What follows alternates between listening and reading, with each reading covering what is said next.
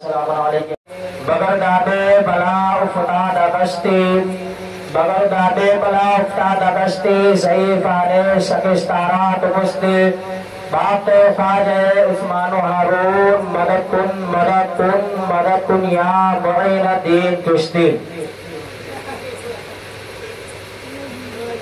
کل کے رضا ہے خنجر خونخوار برقبار کل کے رضا ہے خنجر خونخوار برقبار آدھا سے کہہ دو خیر منائے نشر کرے آدھا سے کہہ دو خیر منائے نشر کرے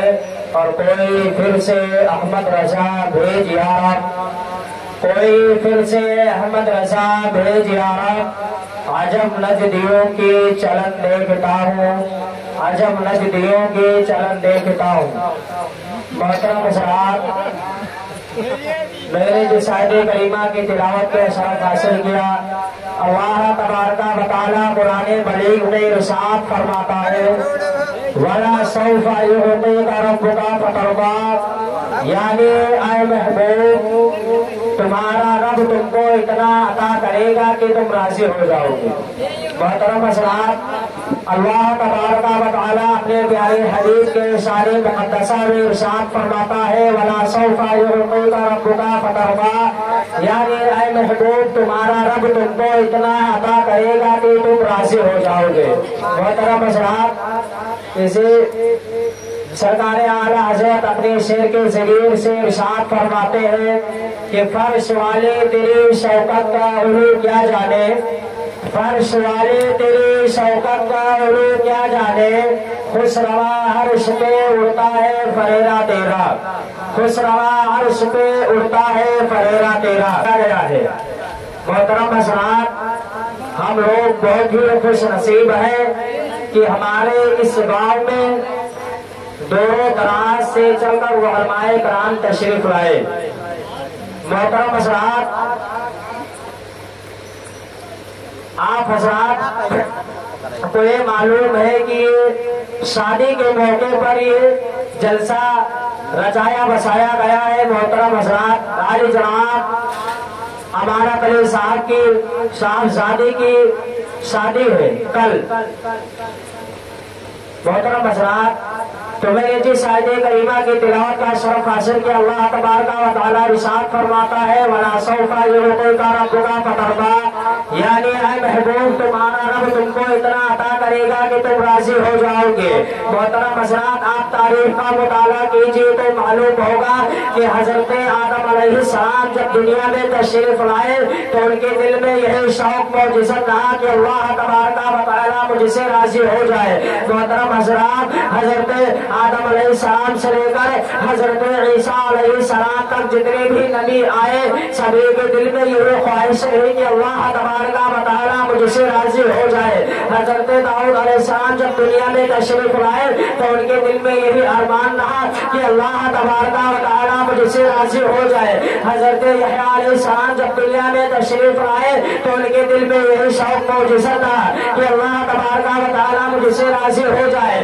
حضرت موسیٰ علیہ السلام جب دنیا میں تشریف لائے تو ان کے دل میں یہی شوق رہا کہ اللہ تبارک و تعالی مجھ سے راضی ہو جائے یہاں تک کہ حضرت عیسیٰ علیہ السلام جب دنیا میں تشریف لائے تو ان کے دل میں بھی یہی شوق رہا کہ اللہ تبارک و تعالی مجھ سے راضی ہو جائے محترم حضرات یہاں تک نہیں دنیا میں جتنے بھی انسان ہیں سبھی اللہ تبارک و تعالی کی رضا چاہتے ہیں ہر مخلوق اللہ تبارک و تعالی کی رضا چاہتی ہے محترم حضرات چند چرند پرند چاند سورج یہاں تک کہ عرش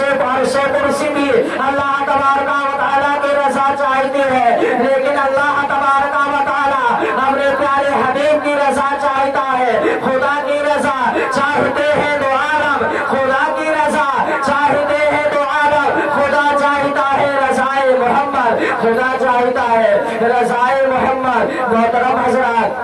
ہمیں اور آپ کو معلوم ہے کہ دنیا میں جو نبی آئے وہ اللہ کو راضی کرنے میں لگ گئے دنیا میں اگر ولی پیدا ہوئے تو اللہ کو راضی کرنے میں لگ گئے دنیا میں اگر اللہ تبارک و تعالی نے جتنے بھی مخلوق کو پیدا کیا تو پیدا کرنا یہ مقصود نہ تھا کہ وہ کسی اور کام میں مبتلا رہے۔ اللہ تبارک و تعالیٰ قرآن مجید میں خود ارشاد فرماتا ہے کہ وما خلقت الجن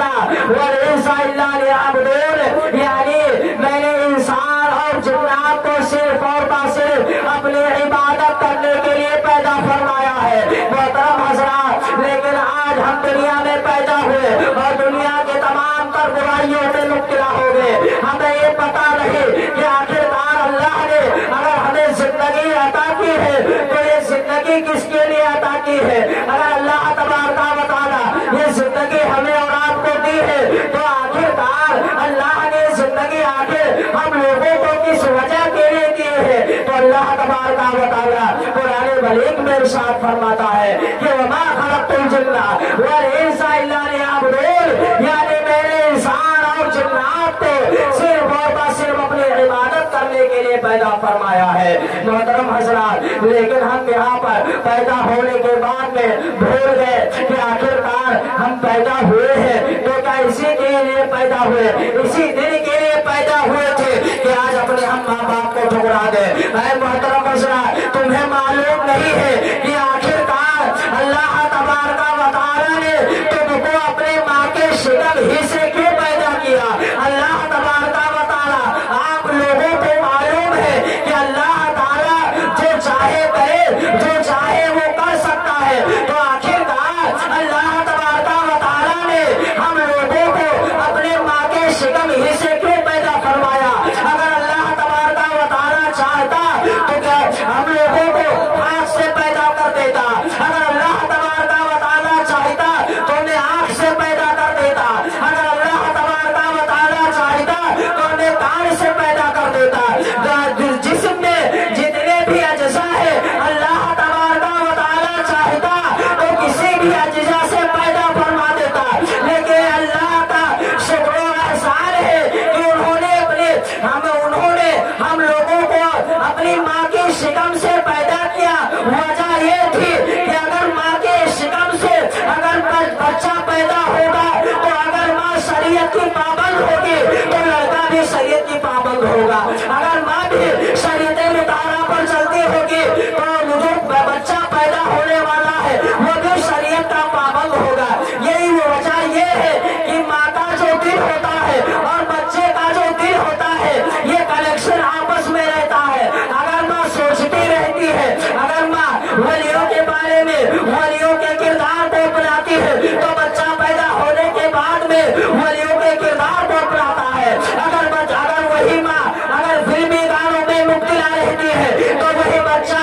پیدا ہونے کے بعد میں وہ دنیا کی برائیوں میں مبتلا ہو جاتا ہے۔ لیکن ہمیں پتا نہیں ہے آخرکار یہ جو ہم لوگوں کو، یہ ہم لوگ جو برائیوں میں مبتلا رہتے ہیں، راتوں دن برائیاں کرتے رہتے ہیں، لیکن ہمیں یہ پتا نہیں ہے کہ آخرکار اللہ تبارک و تعالیٰ نے قرآن مقدس میں اس آیت کو بھی نازل فرمایا ہے کہ ان اللہ علی کل شیء قدیر، یعنی اللہ تبارک و تعالیٰ ہر شے پر قادر ہے، ہر چیز پر قادر ہے۔ اگر ہم جہاں اپنے دل میں اگر کسی برائی کا خیال بھی لے آتے ہیں تو اللہ تبارک و تعالیٰ ہمارے دل کو راز کو بھی جاننے والا ہے۔ آخرکار ہمیں یہ کیوں نہیں معلوم پڑتا ہے؟ ہم اگر دنیا کا جائزہ لے تو معلوم ہوگا کہ اگر کوئی چھوٹی سے چھوٹی کی برائیوں میں اگر مبتلا ہو جاتے ہیں اور ہمارے دل میں یہ خیال آتا ہے کہ اگر میرے والدین کو، میرے اڑوس پڑوس والوں کو اگر میری اس برائی کو پتا چل گیا تو ہمیں گھر سے باہر نکال لیں گے، ہمیں گھر سے برخاست کر دیں گے، لیکن خدا را تمہارے دل میں خیال کیوں نہیں آتا ہے کہ اگر اللہ تبارک و تعالیٰ ہمیں دیکھ رہا ہے اور جب میدان محشر میں ہم پیش ہوئے جائیں گے اور اللہ تبارک و تعالیٰ کے سامنے ہم کس منہ کو لے کر جائیں گے؟ یہ وہی چہرہ ہوگا جس چہرے کو لے کر، جس جسم کو لے کر تم نے دنیا میں برائی کی تھی، یہ وہی جسم اللہ تبارک و تعالیٰ کے سامنے تم کھڑے ہو جاؤ گے۔ اور جب اللہ تبارک و تعالیٰ تم سے پوچھے گا کہ اے بندے، ہم نے تم کو دنیا میں بھیجا تھا، تم نے دنیا میں رہ کر کون سے کام کو को अंजाम दिया। अगर हम बहाना भी मारेंगे तो अल्लाह तबारक व तआला ने अपने बंदों के जो फरेब और चाल थे अल्लाह तबारक व तआला को मालूम था। इस वजह से अल्लाह तबारक व तआला ने हमारे जो कंधे पर है एक दो फरिश्तों को मुकर्रर फरमा दिया, किरामन कातिबीन को। ये फरिश्ते आप दुनिया में रहकर जो भी गुनाह और नेकियां करते हैं वो फरिश्ते अपने डायरी में नोट किया करते हैं और वही डायरी लेकर अल्लाह तबारक व तआला के सामने पेश कर देंगे कि ऐ परवरदिगार आलम, ये वही बंदा है जिस बंदे को तुमने दुनिया में भेजा था कि हमारी इबादत करे, अपने वालिदैन की खिदमत करे, लेकिन ये बंदा दुनिया में रहकर जब इसने अपनी जवानी को पाया, अपनी तंदुरुस्ती को पाया, तो अपने इस जवानी पर, अपनी इस तंदुरुस्ती पर अकड़ाते हुए दुनिया में चलता था। अपनी इस जवानी पर ये घमंड करता था। उसे पता नहीं था कि जवानी काम आने वाले नहीं है। मोहतरम हज़रात, ये जो आज शादी है ये एक सुन्नत अदा करने का नाम है शादी। मोहतरम हज़रात, जो ये अन्निकाहु मिन सुन्नती फमन रग़िबा अन सुन्नती फलैसा मिन्नी, इसी कलिमे को दोहराते हैं और इसी का नाम निकाह है। अगर ये कलिमा और ये पढ़ाया ना जाए तो शादी करना, बारात लाना, खाना पकाना सब बर्बाद है। असल जड़ जो है वो यही है, निकाह। निकाह ना हुआ तो सब बेकार है। लेकिन आज निकाह पे इतनी बुराई फैली हुई है, इतने लोग इस बुराई में मुब्तला है। मोहतरम हज़रात, मैं आपको एक बात बताता चलूं कि एक साहब ने एक दूल्हे से पूछा, जब उसकी शादी हो गई और शादी होने के बाद में जब वो शादी हो गई और शादी गुजर जाने के बाद में जब उससे मुलाकात होती आया है, तो साहब ने वो जो दूल्हा था उससे जवाब दिया कि तुम्हें पता है कि मुझे मिला क्या है, आखिर तुम्हें बता दो कि मुझे क्या मिला है। तो उसने कहा हाँ, मैं यही तो पूछ रहा हूँ कि ये बता कि तुम्हारी शादी हो गई और तुम्हारे ससुराल ने दहेज में तुम्हें क्या क्या दिया है। तो उसे जवाब दिया कि सुन, उसने जो मुझे दहेज दी है, जो तोहफा दिया है, वो बहुत ही अनमोल तोहफा है। बता तो क्या वो तोहफा क्या है। तो उस शख्स ने जवाब दिया कि बंदे सुन, उसने जो मुझे तोहफा दिया है वो एक बेटी की शक्ल में उसने मुझे तोहफा दिया है। वो तोहफा ये है कि उसने अपने जिगर को जो पैदा होने के बाद में और उसको जवानी तक उसने पाला पोछा और अपने गोद में खिलाया। फिर उसने अपने एक लगते जिगर बेटी को उसने मुझे अपने हवाले कर दिया। जो भाई ने अपने उस बहन को दिलो रात चाहता था, उसको बहुत प्यार करता था, मोहब्बत करता था, उस भाई ने अपने शहीदी बहन को मेरे सुपुर्द कर दिया है। जिस बहन ने अपनी बहन को बहुत ही नाज के साथ रहती थी, उस बहन ने अपने एक लगते जिगर बहन को मेरे हवाले कर दिया है। ऐ शख्स, मुझे इतनी बड़ी दौलत से बता और कौन सी दौलत चाहिए। लेकिन आज का ये माहौल है कि लोग तरह तरह के दहेज में मांगते रहते हैं कि मुझे फला गाड़ी चाहिए, फला ये चाहिए, फला वो चाहिए, लेकिन उसे मालूम नहीं है कि मांगना भी एक गुनाह है। मांगना तो ये मंगतों का काम है, आप मांगते नहीं है। अल्लाह तबारक व तआला ने आपको अक्ल सलीम दिया है। आप अगर रिश्ते की लिए तलाश करें, किसी के घर पर जाए, अगर रिश्ता लड़की देखने जाए तो कम से कम ये देखे कि ये लड़की शरीयत की पाबंद है कि नहीं है। अगर रिश्ता देखने जाए तो उसके जायदाद को ना देखे, बल्कि ये देखे कि ये जो लड़की है ये पढ़ी लिखी हुई है कि नहीं है, ये कुरान पढ़ने वाली है कि नहीं है। अगर हमने ये नहीं देखा तो जिस लड़की को अपने घर में हम लेकर आएंगे वो लड़की हमारे घर को जहन्नम बना देगी। मोहतरम हज़रात, आज का ये माहौल है कि हम یہ دیکھتے نہیں ہے کہ آخرکار یہ لڑکی شریعت کی پابند ہے کہ نہیں ہے. ہم تو یہ دیکھنے جاتے ہیں کہ اس فلاں آدمی کا جائیداد کتنا ہے, یہ کتنے جائیداد کا مالک ہے. اگر کوئی بڑا آدمی ہوگا میں اس سے فلاں چیز مانگوں گا, فلاں چیز مجھے دے دے گا. لیکن افسوس سد افسوس, اس کو جب یہ مانگنے پر اڑل ہو جاتا ہے, مانگتا رہتا ہے, لیکن جب شادی ہو جاتی ہے اور شادی ہونے کے بعد میں جب شادی ہونے لگتی ہے اور جو مہر کا ٹائم آتا ہے اور جب اس کا مہر جب مقرر کیا جانے لگتا ہے تو اسی مہر پر سارا معاملہ ختم ہو جاتا ہے, پورا برتن اس کا ختم ہو جاتا ہے. اس وجہ سے وہ کہے گا کہ نہیں اتنے زیور پر مہر نہیں باندھا جا سکتا, میں فلاں چیز لے کر آیا ہوں اسی پر مہر باندھ دیجیے. اور خدا نہ خواستہ اگر اس کے مہر 25 سے 45 ہزار روپے تک بن گئے اور بندھنے کے بعد میں جب اپنے جو ہونے والے اس کے شریک حیات تھے, جب اپنے شریک حیات کو لے کر جب وہ اپنے گھر کو جاتا ہے اور گھر میں جانے کے بعد میں جب اپنے بیوی کے پاس میں جاتا ہے تو 25,000 کے بجائے 25 روپے کا مٹھائی لے کر حاضر ہو جاتا ہے اور منہ نیچے کر کے کہنے لگتا ہے کہ اے میرے شریک حیات, مجھے جو میرے مہر ہے آپ خدا را معاف کر دیجئے. اس وقت اس کی غیرت مر جاتی ہے کہ اس کے باپ سے مانگنے تک تم نے شادی کے لیے رشتہ لے کر گیا تھا, کہا تھا مجھے فلاں گاڑی چاہیے, مجھے اتنے لاکھ کی گاڑی چاہیے, مجھے کولر فریج واشنگ مشین چاہیے. لیکن جب اس لڑکی کا جو حق ہے, جو مہر تھا, جب اس کو ادا کرنے کے لیے جب تو آیا تو اپنے مور